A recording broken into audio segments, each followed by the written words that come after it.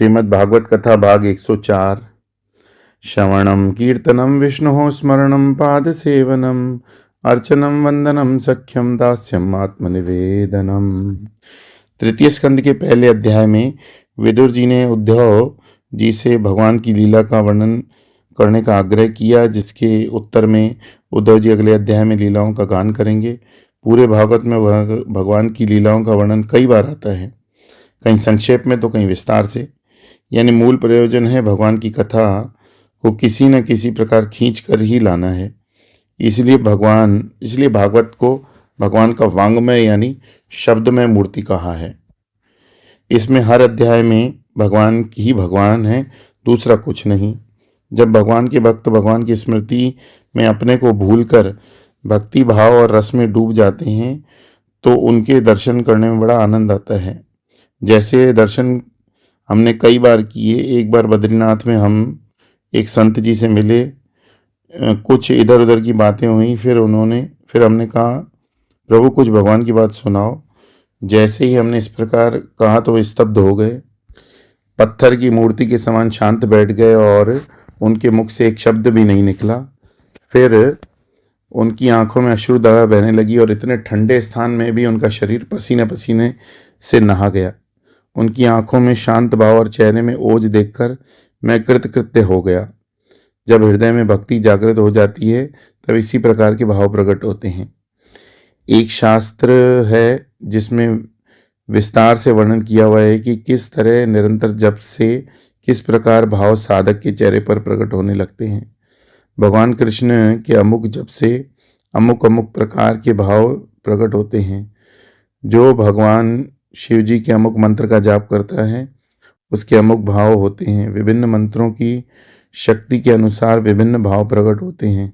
जैसे हमारे सामने कोई ऐसा व्यक्ति आ जाए जिससे हम घृणा करते हैं तो हमारे चेहरे पर कटुतापूर्ण भाव आ जाते हैं, उसी प्रकार भक्तों के अंतर चक्षुओं के सामने भगवान आ जाते हैं तो दिव्य भाव प्रकट होने लगते हैं। ये सभी प्रेम की जागृति के लक्षण हैं।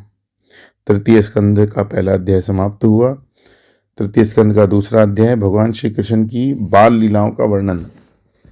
भगवान की बाल लीलाओं के वर्णन में सुखदेव जी बताते हैं कि विदुर जी जैसे उद्धव जी से भगवान की लीलाओं का वर्णन का आग्रह किया, उद्धव जी का हृदय गदगद हो गया।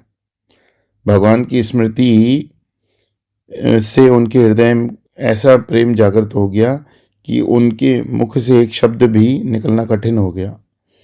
सुखदेव जी उद्धव जी के विषय में बताते हैं, जब वे 5 वर्ष के ही थे तब खेल खेल में भगवान कृष्ण की मूर्ति बनाकर पूजा करने लगते।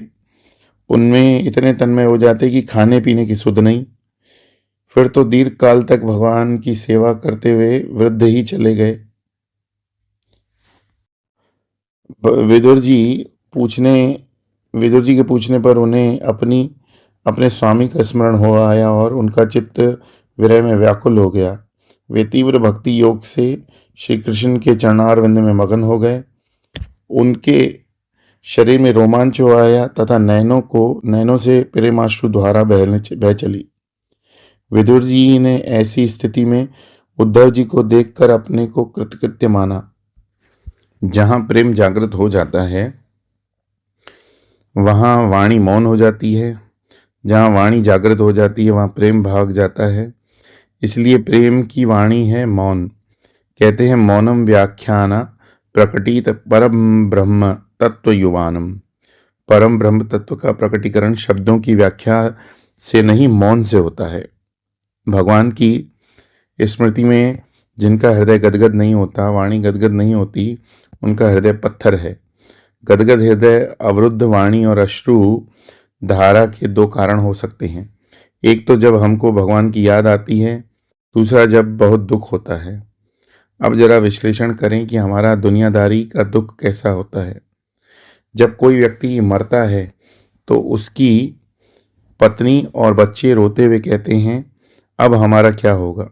अर्थात दुख किसी के जाने का नहीं होता, किसी वस्तु के होने का नहीं होता, उसके कारण होने वाली अपनी परेशानी इसको लेकर होता है। इसलिए यदि कोई ये कहता है कि मैं दुनिया को लेकर दुखी हूँ, तो ये मिथ्या है। वास्तविक दुख होता है भगवान के विरह का। भगवान के विरह की अनुभूति ही असली दुख है। उसी से भगवान की प्राप्ति असली होती है। रासलीला में प्रसंग ये बात बड़े विस्तार से आई कि रास करते हुए गोपियों के मन में ये भाव आया कि हम कितनी भाग्यवान हैं कि भगवान हमारे साथ रास क्रीड़ा करते हैं।